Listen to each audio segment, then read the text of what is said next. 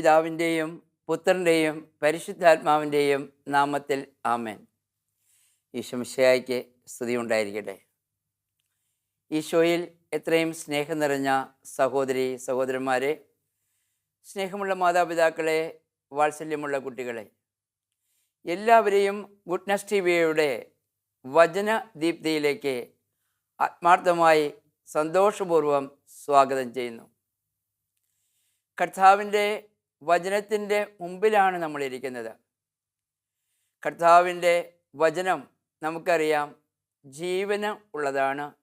കർത്താവിൻ്റെ വചനം ആത്മാവ് നിറഞ്ഞതാണ്. ആ വചനം നമ്മിലേക്ക് കടന്നു വരുമ്പോൾ നമ്മുടെ ജീവിതത്തിൽ ഒരുപാട് രൂപാന്തരങ്ങൾ സംഭവിക്കുന്നു. അതുകൊണ്ടാണ് ഹെബ്രായർക്കാർക്ക് എഴുതിയ ലേഖനത്തിൽ വിശുദ്ധ പൗലോസ് പറയുന്നത് 4:12 കർത്താവിൻ്റെ വചനം സജീവവും ഊർജ്ജസ്വലവുമാണ്, ഇരുതലവാളിനേക്കാൾ അത് മൂർച്ച ഏറിയതാണ്.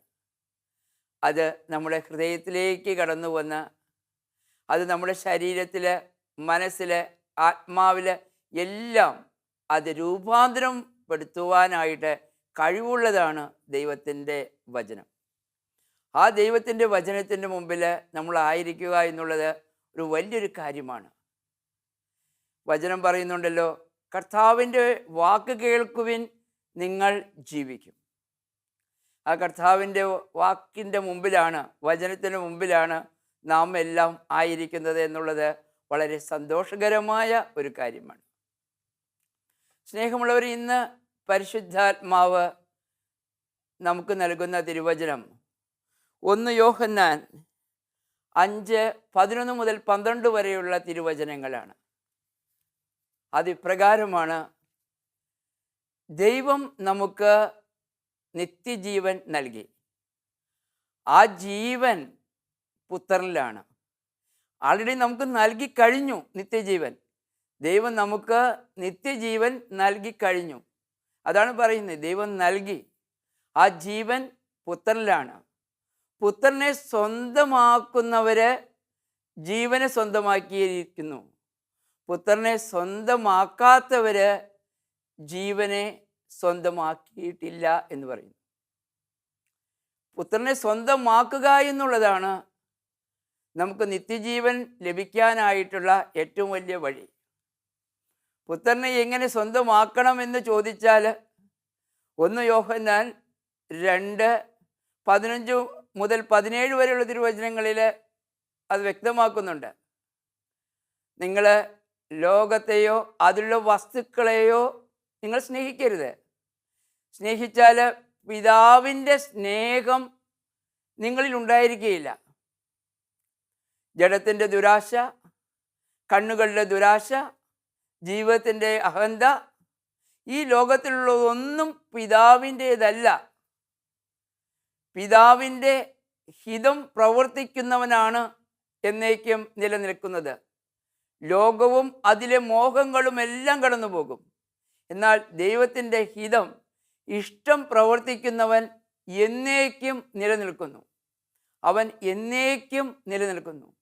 അപ്പോൾ ദൈവത്തിൻ്റെ ഇഷ്ടം പ്രവർത്തിക്കുക എന്നുള്ളതാണ് ദൈവത്തെ സ്വന്തമാക്കുക എന്നതിന് നാം മനസ്സിലാക്കേണ്ടത്. ദൈവത്തിൻ്റെ ഹിതം പ്രവർത്തിക്കുക.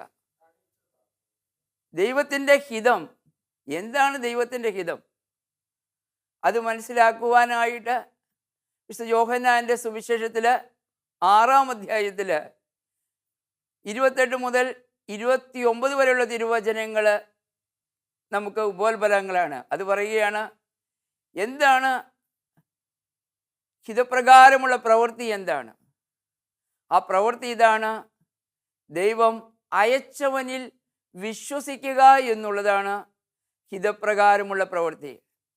ദൈവത്തിൻ്റെ പിതാവിൻ്റെ ഇഷ്ടം അവിടുത്തെ പുത്രനിൽ നാം വിശ്വസിക്കുക എന്നുള്ളതാണ്. പുത്രനിൽ വിശ്വസിക്കുന്നവന് നിത്യജീവനുണ്ട്. അതാണ് പിതാവ് ആഗ്രഹിക്കുന്നത്. പുത്രനെ നോക്കി വിശ്വസിച്ച് എല്ലാവരും നിത്യജീവൻ പ്രാപിക്കണം എന്നതാണ് പിതാവിൻ്റെ വലിയ ആഗ്രഹം. അതിനുവേണ്ടി തന്നെയാണല്ലോ യോഹന്നാൻ 3:16 നാം വായിക്കുന്നുണ്ടല്ലോ, പിതാവ് പുത്രനെ ഈ ലോകത്തിലേക്ക് അയച്ചത് ആ നിത്യജീവൻ നമുക്ക് എല്ലാവർക്കും ലഭിക്കുന്നതിന് വേണ്ടിയാ. ഒരു വ്യക്തി പോലും നശിച്ചു പോകാതെ എല്ലാവരും നിത്യജീവൻ പ്രാപിക്കുന്നതിന് വേണ്ടിയാണ് അവൻ പിതാവ് പുത്രനെ ഈ ഭൂമിയിലേക്ക് അയച്ചത്. സ്നേഹമുള്ളവരെ, അതുകൊണ്ട് ഈ നിത്യജീവൻ സ്വന്തമാക്കുക എന്നുള്ളത് മരിച്ചതിന് ശേഷമുള്ള ഒരു കാര്യമല്ല. നമ്മൾ പലവരും ചിന്തിച്ചു വച്ചിരിക്കുന്നത് മരണാനന്തര ബഹുമതിയാണ് നിത്യജീവൻ എന്നാണ്. എന്നാൽ നാം ജീവിച്ചിരിക്കുമ്പോൾ തന്നെയാണ് നമുക്ക് നിത്യജീവൻ ലഭിക്കുന്നത് എന്ന് പറയുവാനാണ് ഞാൻ ഇന്ന് താല്പര്യപ്പെടുന്നത്. നാം ജീവിച്ചിരിക്കുമ്പോൾ തന്നെ നമുക്ക് ലഭിക്കുന്ന ഒന്നാണ് നിത്യജീവൻ. കാരണം കർത്താവിൽ വിശ്വസിക്കുവാൻ നമുക്ക് സാധിക്കണമെങ്കിൽ നമ്മളൊക്കെ ജീവിച്ചിരിക്കുമ്പോഴേ നമുക്ക് സാധിക്കുക. നാം മരിച്ചതിന് ശേഷം ഒരാൾക്കും വിശ്വസിക്കാൻ സാധിക്കില്ല. അതുകൊണ്ട് സ്നേഹമുള്ളവരെ, വചനം പറയുകയാണ്, അതെ, നമുക്ക് ഈ ജീവിതത്തിൽ തന്നെ നമുക്ക് ലഭിക്കുന്ന ഒരു കാര്യമാണ് നിത്യജീവൻ എന്ന് വചനം അടിവരയിടുകയാണ്. അതുകൊണ്ടാണ് വചനം മുമ്പേ പറഞ്ഞത് ദൈവം നമുക്ക് നിത്യജീവൻ നൽകി എന്നുള്ളത്.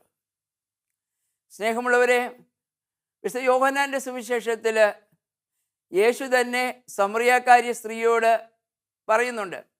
4-ാം അധ്യായം 10-ാം വചനവും 4-ാം അധ്യായം 12 മുതൽ 13 വരെയുള്ള തിരുവചനങ്ങളും പരിശോധിച്ചാൽ നമുക്കത് മനസ്സിലാക്കാനായിട്ട് സാധിക്കും.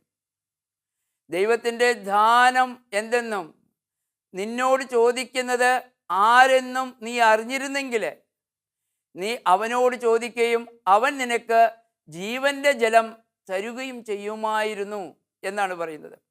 ജീവൻ്റെ ജലം നിനക്ക് തരുകയും ചെയ്യുമായിരുന്നു.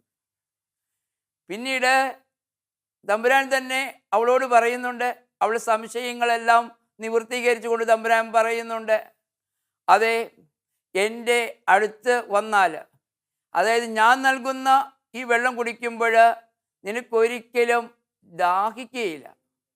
എന്നാൽ ലോകം തരുന്ന ജലം അത് നിന്നിലെ വീണ്ടും ദാഹമുണർത്തും. ഞാൻ എന്നിൽ വിശ്വസിക്കുന്ന നിനക്ക് ഞാൻ നൽകുന്നത് നിന്നെ നിത്യജീവനിലേക്ക് നിർഗളിക്കുന്ന ഒരു അരുവിയാകും നിനക്ക് നൽകുക എന്ന് കർത്താവ് അവളോട് വാഗ്ദാനം ചെയ്യുന്നുണ്ട്. സ്നേഹമുള്ളവരെ, നിത്യജീവനിലേക്ക് നിർഗളിക്കുന്ന ഒരു അരുവി തന്നെ കൊടുക്കും എന്ന് സമറിയാക്കാരി സ്ത്രീയോട് യേശു പറയുക. ആ ജലമാണ് കുടിക്കേണ്ടത് എന്നാണ് പറയുന്നത്. സ്നേഹമുള്ളവരെ, യോഹന്നാൻ്റെ സുവിശേഷത്തിൽ തന്നെ 7-ാം അധ്യായത്തിൽ 37 മുതൽ 39 വരെയുള്ള തിരുവചനങ്ങൾ പരിശോധിക്കുമ്പോൾ നമുക്ക് കാണുവാനായിട്ട് സാധിക്കും. കൂടാര തിരുനാളിൻ്റെ അവസാന ദിവസം യേശു അവിടെയുണ്ട്. യേശു നോക്കുമ്പോൾ അവരെല്ലാം ജെറുസലേം ദേവാലയത്തിൻ്റെ മുകളിലേക്ക് പോയി പുരോഹിതന്മാരെല്ലാം കുടം കൊണ്ടുപോയി വെള്ളം നിറച്ച് അതിന് താഴെ കുടത്തിൽ നിന്ന് താഴേക്ക് ഒഴിക്കുക. ഇതെല്ലാം യേശു കാണുന്നുണ്ട്. എന്നിട്ട് യേശു ആ ദേവാലയത്തിൻ്റെ അടുത്ത് നിന്നുകൊണ്ട് യേശു ഉറക്കെയാണ് യേശു പറയുന്നത്, ആർക്കെങ്കിലും ദാഹിക്കുന്നുണ്ടെങ്കിൽ എൻ്റെ അടുക്കൽ വന്ന് കുടിക്കട്ടെ. എന്നിൽ വിശ്വസിക്കുന്നവൻ്റെ ഹൃദയത്തിൽ നിന്ന് വിശുദ്ധ ലിഖിതം പ്രസ്താവിക്കുന്ന പോലെ നിത്യജീവൻ്റെ അരുവി ഒഴുകും എന്നാണ് കർത്താവ് പറയുന്നത്. കർത്താവിൽ വിശ്വസിക്കുമ്പോൾ നിത്യജീവൻ ഉണ്ട് എന്ന് കർത്താവ് സംശയമില്ലാത്ത വിധം നമ്മോട് പറയുകയാണ്. യോഹന്നാൻ ശ്ലീഹ 20-ാം അധ്യായത്തിൽ 30 മുതൽ 31 വരെയുള്ള തിരുവചനങ്ങളിലും ലേഖനത്തിലും 1 യോഹന്നാൻ 5:13 വ്യക്തമായിട്ട് പറയുകയാണ് ശ്ലീഹ, ഞാൻ ഈ സുവിശേഷം എഴുതിയതിന് ഒരൊറ്റ ഉദ്ദേശമാണുള്ളത്. യേശുവിൽ വിശ്വസിക്കുന്ന നിങ്ങൾക്ക്, അത് യേശു ദൈവപുത്രനാണെന്ന് വിശ്വസിക്കുന്ന നിങ്ങൾക്ക് നിത്യജീവൻ ഉണ്ടെന്ന് നിങ്ങൾ തിരിച്ചറിയുന്നതിന് വേണ്ടിയാണ് ഞാൻ ഈ സുവിശേഷം എഴുതിയത് തന്നെ എന്ന് വ്യക്തമാക്കുകയാണ്. യേശു ദൈവപുത്രനാണെന്നും ആ ദൈവപുത്രനിൽ വിശ്വസിക്കുന്ന നിങ്ങൾക്ക് നിത്യജീവൻ ഉണ്ടെന്ന് നിങ്ങൾ മനസ്സിലാക്കുന്നതിനും വേണ്ടി മാത്രമാണ് ഞാൻ ഈ സുവിശേഷം എഴുതിയത്. സ്നേഹമുള്ളവരെ, യേശുവിൽ വിശ്വസിക്കുന്നവന് നിത്യജീവൻ ഉണ്ടെന്ന് വചനം നമുക്ക് അടിവരയിട്ട് പറയുകയാണ്. അത് നമ്മൾ ഈ ലോകത്ത് തന്നെ നാം ജീവിച്ചിരിക്കുമ്പോൾ ചെയ്യേണ്ട ഒരു കാര്യമാണ് എന്നതാണ് നമ്മോട് കർത്താവ് നമ്മോട് പറയുന്നത്. സ്നേഹമുള്ളവരെ, അപ്പോൾ കർത്താവിനെ വിശ്വസിക്കുമ്പോൾ നമുക്ക് നിത്യജീവൻ ലഭിക്കുന്നു. അതുപോലെ തന്നെ മറ്റൊരു കാര്യം നമുക്കറിയാം, യോഹന്നാൻ്റെ സുവിശേഷത്തിൽ 6:54 പറയുന്നുണ്ട്, എൻ്റെ ശരീരം ഭക്ഷിക്കുകയും എൻ്റെ രക്തം പാനം ചെയ്യുകയും ചെയ്യുന്നവന് നിത്യജീവനുണ്ട്. അവൻ എന്നിൽ വസിക്കുന്നു, ഞാൻ അവനിൽ വസിക്കുന്നു. പിതാവ് എന്നിലും ഞാൻ പിതാവിലും വസിക്കുന്ന പോലെ എൻ്റെ ശരീരം ഭക്ഷിക്കുകയും എൻ്റെ രക്തം പാനം ചെയ്യുകയും ചെയ്യുന്നവൻ എന്നിലും ഞാൻ അവനിലും വസിക്കും. ഞങ്ങൾ തമ്മിൽ നല്ലൊരു ബന്ധമുണ്ട്. സ്നേഹമുള്ളവർ, അതുകൊണ്ട് തന്നെയാണല്ലോ യേശു വിശുദ്ധ കുർബാന സ്ഥാപിച്ചത്. യേശു പറയുന്നുണ്ട്, അതെ, ഞാൻ നിങ്ങളോടായിരിക്കുവാൻ ഞാൻ അത്യധികം ആഗ്രഹിച്ചു. ഈ പെസഹ നിങ്ങളോടൊത്ത് ഭക്ഷിക്കാൻ ഞാൻ അത്യധികം ആഗ്രഹിച്ചു. എന്നും നമ്മോടുകൂടെ ഇരിക്കാൻ, യുഗാന്ത്യം വരയ്ക്കും നമ്മോടുകൂടെ ഇരിക്കാൻ, എമ്മാനുവേലായി ദൈവം നമ്മോടുകൂടെ ഇരിക്കാൻ യേശു ആഗ്രഹിച്ചാണ് ഈശോ വിശുദ്ധ കുർബാന സ്ഥാപിച്ചത്. യേശുവിൻ്റെ ശരീരവും രക്തവും നമ്മുടെ നാവിൻ തുമ്പിൽ യേശുവിനെ സ്വീകരിക്കുമ്പോൾ യേശു നമ്മിൽ ജീവിക്കുകയാണ് ചെയ്യുന്നത്. സ്നേഹമുള്ളവരെ, യേശു നമ്മിൽ ജീവിക്കുക എന്നതിൻ്റെ അർത്ഥം നിത്യജീവൻ നമുക്ക് ഉണ്ട് എന്ന് ഉള്ളത് തന്നെയാണ് വചനം പറയുന്നത്. യേശുവിൻ്റെ ശരീരവും രക്തവും നമ്മൾ ഭക്ഷിക്കുകയും പാനം ചെയ്യുകയും ചെയ്യുമ്പോൾ തീർച്ചയായിട്ടും നിത്യജീവൻ നമുക്ക് ഉണ്ട് എന്ന് അടിവരക ഇടുകയാണ് വചനം. അപ്പോൾ യേശുവിനെ വിശ്വസിക്കുന്നതിലൂടെ നിത്യജീവൻ ലഭിക്കുന്നു. യേശുവിനെ നമ്മൾ ഭക്ഷിക്കുന്നതിലൂടെ നിത്യജീവൻ ലഭിക്കുന്നു. മറ്റൊന്ന്, യേശുവിനെ അറിയുന്നതിലൂടെ. ശരിയാണ്, ഒരു നിർവചനം കൊടുക്കുന്നത്, നിത്യജീവൻ്റെ നിർവചനം കൊടുക്കുന്നത് ഇതാണ്. യോഹന്നാൻ്റെ സുവിശേഷത്തിൽ 17-ാം അധ്യായം 3-ാം വാക്യം, സത്യ ദൈവമായ അവിടുത്തെയും അവിടുന്ന് അയച്ച യേശു ക്രിസ്തുവിനെയും അറിയുക എന്നതാണ് നിത്യജീവൻ. സത്യദൈവമായ അവിടുത്തെയും അവിടുന്ന് അയച്ച യേശു ക്രിസ്തുവിനെയും അറിയുക എന്നതാണ് നിത്യജീവൻ. അപ്പോൾ അറിയുക എന്നതിനാണ് പ്രധാനം. അറിയുക എന്ന് വെച്ചാൽ അത് വേർപിരിക്കാൻ ആവാത്തത് എന്നാണ് വിശുദ്ധ ബൈബിളിൻ്റെ രീതിയിൽ അതിനർത്ഥം. അതിനെ നമുക്ക് വേർതിരിച്ച് നിർത്താനായിട്ട് സാധിക്കില്ല. അത്ര കണ്ട് ഐക്യപ്പെട്ട് ഒന്നായി നിൽക്കുന്ന അവസ്ഥയാണ് അറിയുക എന്ന് വെച്ചാൽ. നമുക്കറിയാം, വിശുദ്ധ മത്തായിയുടെ സുവിശേഷത്തിൽ 1-ാം അധ്യായം 25-ാം വാക്യം ഇപ്രകാരമാണ് പറയുന്നത്, പുത്രനെ പ്രസവിക്കുന്നത് വരെ അവളെ അവൻ അറിഞ്ഞില്ല. അവസ്ഥ പിതാവ് മാതാവിനെ അറിഞ്ഞില്ല. അതിനർത്ഥം അവർ തമ്മിൽ സഹവസിച്ചില്ല, അവർ തമ്മിൽ ഐക്യപ്പെട്ട് ഒന്നായി ചേർന്നില്ല എന്നാണ് അതിനർത്ഥം. അപ്പോൾ ഒന്നായി ചേരുക എന്നാണ് അറിയുക എന്ന വാക്കിനർത്ഥം. അതുകൊണ്ടാണ് യോഹന്നാൻ്റെ സുവിശേഷത്തിൽ തന്നെ 17-ാം അധ്യായത്തിൽ ശിഷ്യന്മാർക്ക് വേണ്ടിയുള്ള പ്രാർത്ഥനയിൽ, പുരോഹിത പ്രാർത്ഥനയിൽ യേശു പ്രാർത്ഥിക്കുന്നുണ്ട്, പിതാവേ, ഞാൻ അങ്ങയിലും അങ്ങ് എന്നിലും ആയിരിക്കുന്നത് പോലെ അവരും നമ്മിൽ ഒന്നായിരിക്കുന്നതിന് വേണ്ടി ഞാൻ അങ്ങയോട് പ്രാർത്ഥിക്കുന്നു. ഞാൻ ആയിരിക്കുന്നിടത്ത് അവരും ആയിരിക്കണം. അതാണ് എൻ്റെ ആഗ്രഹം. അതിനുവേണ്ടി ഞാൻ പ്രാർത്ഥിക്കുന്നു. അതെ, പിതാവും പുത്രനും പരിശുദ്ധാത്മാവും ത്രിയേക ദൈവവുമായി നമ്മൾ ഒന്നിച്ചേരുന്ന ആ ഐക്യമാണ് ദൈവം കാണുന്നത്. അതുകൊണ്ടാണ് വെളിപാടിൻ്റെ പുസ്തകത്തിൽ പറയുന്നത്, ഞാൻ നിൻ്റെ ഹൃദയവാതിലിൽ വന്ന് മുട്ടുന്നു, നീയെ നിൻ്റെ വാതിൽ തുറന്നു തന്നാൽ ഞാൻ നിൻ്റെ ഉള്ളിലേക്ക് കടന്നു വരികയും ഞങ്ങൾ അവിടെ വന്ന് വസിക്കുകയും ഞങ്ങൾ ഭക്ഷിക്കുകയും ചെയ്യും. പിതാവും പുത്രനും പരിശുദ്ധാത്മാവും ത്രിയേക ദൈവം നമ്മുടെ ഉള്ളിലേക്ക് കടന്നു വരും. സ്നേഹമുള്ളവരെ, അതിനാൽ അറിയുക എന്ന് പറഞ്ഞാൽ ഐക്യപ്പെടുക എന്നുള്ളതാണ്. ഒരു ഐക്യം സ്ഥാപിക്കുക, വേർതിരിക്കാൻ ആകാതെ ഒന്നിച്ച് നിൽക്കുക എന്നുള്ളതാണ്. യേശുവുമായി ഒന്നിച്ചു നിൽക്കുക. അതാണ് അറിവ് എന്നുള്ള പദം കൊണ്ട് മനസ്സിലാക്കുവാനായിട്ട് നമുക്ക് സാധിക്കുക. ഒന്ന് യോഹന്നാൻ 2 അധ്യായത്തിൽ പറയുന്നുണ്ട്. യോഹന്നാൻ 1 അധ്യായം 2 മുതൽ 4 വരെയുള്ള തിരുവചനങ്ങളിൽ ആണ് പറയുന്നത്, യേശുവിനെ അറിയുന്നു എന്ന് പറയുന്നവൻ യേശുവിൻ്റെ കൽപ്പനകൾ അനുസരിക്കുന്നു. യേശുവിൻ്റെ കൽപ്പനകൾ അനുസരിക്കാത്തവനോ യേശുവിനെ അറിഞ്ഞിട്ടില്ല.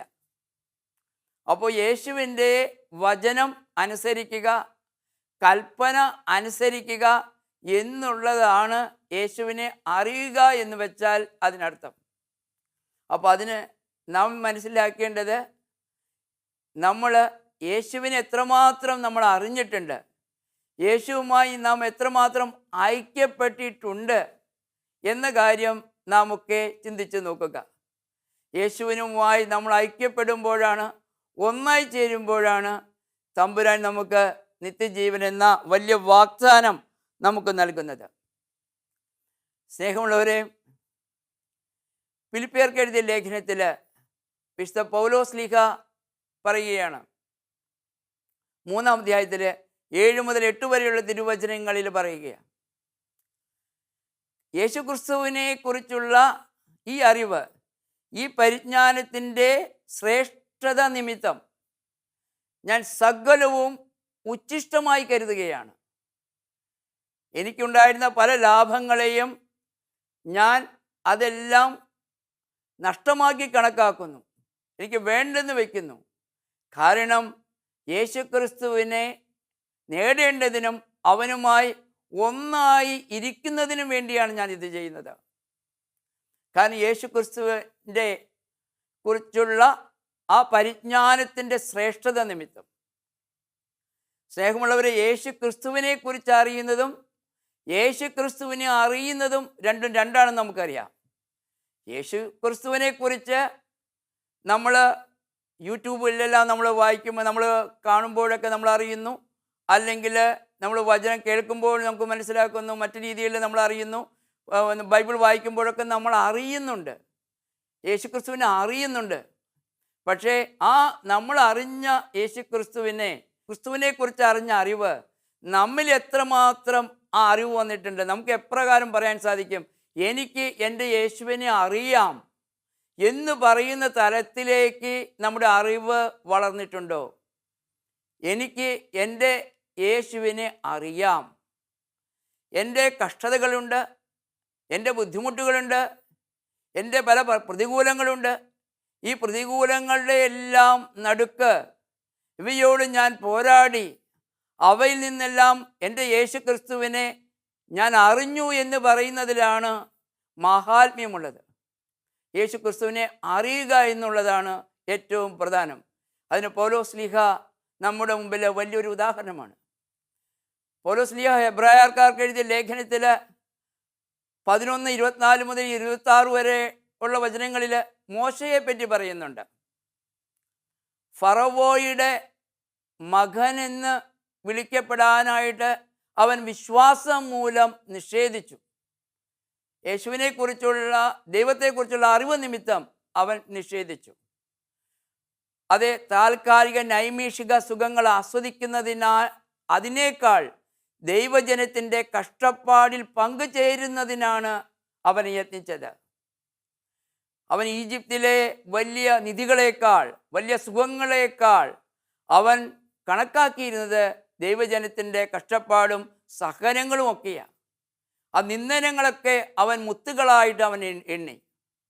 കാരണം പറയുകയാണ്, അത് അവൻ ചെയ്തത് തനിക്ക് ലഭിക്കാനിരിക്കുന്ന പ്രതിഫലത്തെ നോക്കിക്കണ്ടാണ്, ആ പ്രതിഫലത്തെ ഉദ്ദേശിച്ചാണ് അവൻ അപ്രകാരം ചെയ്തത്. ദൈവത്തെക്കുറിച്ചുള്ള അറിവ് വന്നപ്പോൾ എല്ലാത്തിനെയും, ലോകത്തിലുള്ള എല്ലാറ്റിനോടും നോ പറയാനായിട്ട്, ലോകവസ്തുക്കളിന്മേലുള്ള ആഗ്രഹത്തിൽ നോ പറയാനായിട്ട്, അവയെ സ്നേഹിക്കാതിരിക്കാനായിട്ട് സാധിക്കുന്നുണ്ട് ഇവർക്കെല്ലാം. ലാഭങ്ങളെല്ലാം നഷ്ടങ്ങളായി എണ്ണുവാനായിട്ട് ഇവരെല്ലാം നമ്മെ പഠിപ്പിക്കുകയാണ്. അപ്പോഴാണ് നമുക്ക് നിത്യജീവൻ ലഭിക്കുന്നത് എന്ന് ഈ വചനങ്ങളെല്ലാം നമ്മോട് പറഞ്ഞു തരുന്നു. സ്നേഹമുള്ളവരെ, ഒരു ധനികനായ യുവാവ് വിശുദ്ധ ലൂക്കായുടെ സുവിശേഷത്തിൽ 18-ാം അധ്യായത്തിൽ, മത്തായിയുടെ സുവിശേഷത്തിൽ 19-ാം അധ്യായത്തിൽ, മർക്കോസിൻ്റെ സുവിശേഷത്തിൽ 10-ാം അധ്യായത്തിൽ ഈ ധനികനായ യുവാവിനെ പറ്റി പരിചയപ്പെടുത്തുന്നുണ്ട്. അപ്പോൾ ഇതെല്ലാം മൂന്നും കൂടി വായിക്കുമ്പോഴാണ് അത് കൃത്യമായ ഒരു പിക്ചർ നമുക്ക് കിട്ടുന്നത്. അവൻ ധനികനായിരുന്നു, അവൻ യുവാവായിരുന്നു, അവൻ ഒരു സിനഗോഗിലെ ഒരു പ്രമാണിയായിരുന്നു. അങ്ങനെ എന്തുകൊണ്ടും വിശിഷ്ടമായ ഒരു വ്യക്തിയായിരുന്നു അവൻ. അവൻ വന്ന് പട്ടാപ്പകല് കർത്താവിൻ്റെ കാലിൽ വന്ന് നമസ്കരിക്കുകയാണ്. കാലിൽ വീണ് നമസ്കരിച്ചുകൊണ്ടാണ് അവൻ ചോദിക്കുന്നത്. നമുക്കറിയാം, നിക്കോദോമോസ് വന്നത് രാത്രിയിലാണ് നമുക്കറിയാം. കാരണം യഹൂദരെ ഭയന്നിട്ടാണ് വന്നത്. രാത്രിയിൽ വന്നാണ് യേശുവിനോട് ചോദിക്കുന്നത്. എന്താണ് നിത്യജീവൻ എന്നെല്ലാം ചോദിക്കുന്നത് രാത്രിയിലാണ്. എന്നാൽ ഇവൻ പട്ടാപ്പകലാണ് വരുന്നത്. അവൻ വന്ന് യേശുവിൻ്റെ മുമ്പിൽ നമസ്കരിച്ചുകൊണ്ട് ചോദിക്കുകയാണ്, നിത്യജീവൻ അവകാശമാക്കാൻ ഞാൻ എന്ത് ചെയ്യണം? അവൻ്റെ ഇതേ മെറിറ്റ്സൊക്കെ അവൻ പറയുന്നുണ്ട് കർത്താവിനോട്. ഞാൻ മോഷ്ടിക്കുന്നില്ല, കള്ളസാക്ഷ്യം പറയുന്നില്ല, മാതാപിതാക്കളെ ബഹുമാനിക്കുന്നുണ്ട്, അങ്ങനെ എല്ലാം അവൻ പറയുന്നുണ്ട്. എന്നാൽ സ്നേഹമുള്ളവരെ, ഇതൊക്കെ പറഞ്ഞിട്ട് അവൻ കർത്താവിലേക്ക്, യേശുവിലേക്ക് നോക്കുകയാണ്. അപ്പോൾ യേശു അവൻ്റെ ഹൃദയം കാണുകയാണ്. യേശു നമ്മൾ നോക്കുന്ന പോലെ അല്ലല്ലോ കർത്താവ് നോക്കുന്നത്. കർത്താവിൻ്റെ കണ്ണുകൾ ഉള്ളിലേക്ക് ഇറങ്ങിച്ചെല്ലും. അപ്പോൾ കർത്താവ് കണ്ടു, അവൻ്റെ ഒരു വിഗ്രഹമുണ്ട്, ധനത്തിനെ പറ്റിയുള്ള ഒരു വിഗ്രഹമുണ്ട്. അതിനെ അവൻ കൊണ്ടു നടക്കുകയാണ്. അപ്പോൾ ഈ വിഗ്രഹം ഉടയ്ക്കണം. അതുകൊണ്ട് തമ്പുരാൻ പറഞ്ഞു, നിനക്കൊരു കുറവുണ്ട് മോനെ. സ്നേഹത്തോടെ പറഞ്ഞ്, കാരണം അവന് മറ്റെല്ലാ ഗുണങ്ങളുമുണ്ട്. കർത്താവ് പറഞ്ഞു, നിനക്കൊരു കുറവുണ്ട് മകനെ. ആ ധനം അത് നീ പാവങ്ങൾക്ക് നീ വിറ്റ് കൊടുക്കുക, നീ സഹായിക്കുക, എന്നിട്ട് നീ എൻ്റെ പിന്നാലെ വരിക, നിനക്ക് ഞാൻ നിത്യജീവൻ നൽകാം. കർത്താവ് അവനെ പരീക്ഷിക്കാനായിട്ട് ചോദിച്ചതാ. പക്ഷേ അവന് ധനം വിടാനായിട്ടുള്ള ഒരു ആഗ്രഹം ഉണ്ടായിരുന്നില്ല. അതുകൊണ്ട് ആ വിഗ്രഹവുമായിട്ട് അവൻ ദുഃഖത്തോടെ അവൻ തിരിച്ചുപോയി എന്നാണ് പറയുന്നത്. എന്നാൽ നമുക്ക് ഈ ലൂക്ക 18 ഇപ്രകാരം പറയുന്നത്, ലൂക്ക 19 വരുമ്പോഴും മറ്റൊരു പാപി സക്കേവോസ്, അവൻ ആ നിത്യജീവൻ, ആ രക്ഷ പ്രാപിക്കുന്നതായിട്ട് നമുക്ക് കാണുവാനായിട്ട് സാധിക്കും. അവൻ തമ്പുരാനെ കാണാനായിട്ട് ആഗ്രഹിച്ചു. തമ്പുരാൻ അവൻ്റെ ഭവനത്തിലേക്ക് ചെന്നു. തമ്പുരാൻ വചനമോ അവനോടും അവൻ്റെ കുടുംബത്തോടും പറഞ്ഞു. അവരനുതപിച്ചു, മാനസാന്തരപ്പെട്ടു. അവർക്ക് മാനസാന്തരത്തിൻ്റെ ഫലങ്ങൾ അവരിൽ നിന്ന് കാണുവാൻ സാധിച്ചു.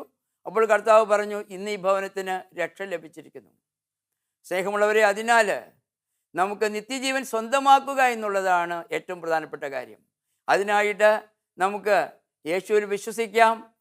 യേശുവിനെ എൻ്റെ ശരീരരക്തങ്ങൾ നമ്മൾ ഭക്ഷിക്കാം. യേശുവിനെ അറിഞ്ഞ് യേശുവിൽ ഒന്നായി ചേർന്ന് നമുക്ക് ജീവിക്കാം. തീർച്ചയായിട്ടും ഈ ലോകത്ത് തന്നെ നമുക്ക് നിത്യജീവൻ ഉണ്ടാകും. അതിനുശേഷം നിത്യജീവൻ ഉള്ളവരെയാണ് കർത്താവ് അന്ത്യദിനത്തിൽ ഉയർപ്പിക്കുന്നത്. അതിനുള്ള അനുഗ്രഹം നമുക്കെല്ലാവർക്കും ഉണ്ടാകട്ടെ. യേശുവേ നന്ദി, യേശുവേ സ്തുതി. Hallelujah, praise the Lord.